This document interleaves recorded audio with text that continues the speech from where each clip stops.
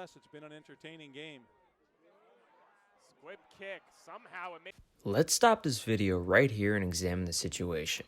Two different players fumbled the ball before Deonte Harris was able to get his hands on it. Now, he has no momentum and has three Finley players with a great angle towards him, compared to only two of his own blockers. What do you think will happen next? Now, let's stop it again.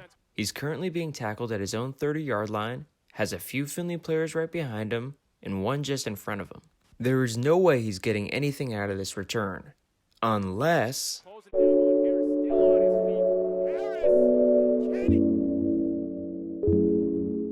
Oh, and this was his second kick return TD of the game and his fourth overall of the game. A college playoff game. This is what the announcers had to say about him. I hope somebody sends this to ESPN for top plays. And this is why Deonte Harris is one of the most promising young playmakers in the NFL. As the previous clip showed, before playing for the New Orleans Saints, Deonte Harris starred for the Division II Assumption University Greyhounds.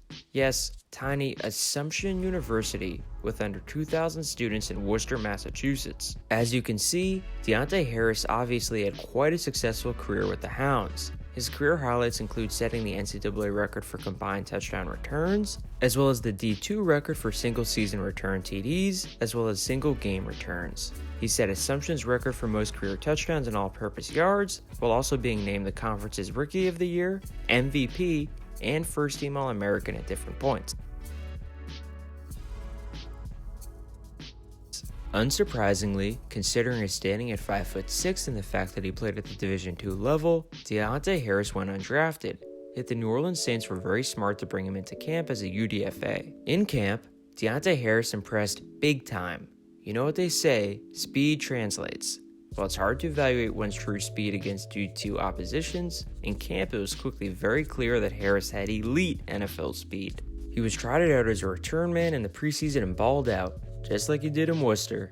He even returned a punt for a TD against the Jets.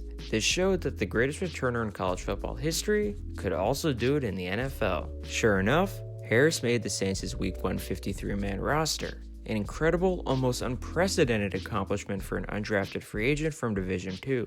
From day one, he became New Orleans' starting kick and punt returner.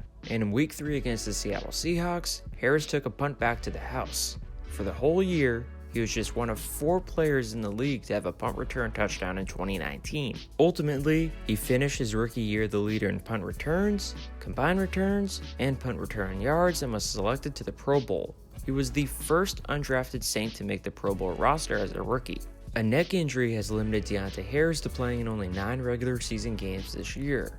Yet when he's played, he's been even more productive. His per return average has gone up, and Harris has gotten way more involved in the offense. Recognizing his ridiculous speed, Sean Payton has made a strong effort to incorporate Harris more into the regular O.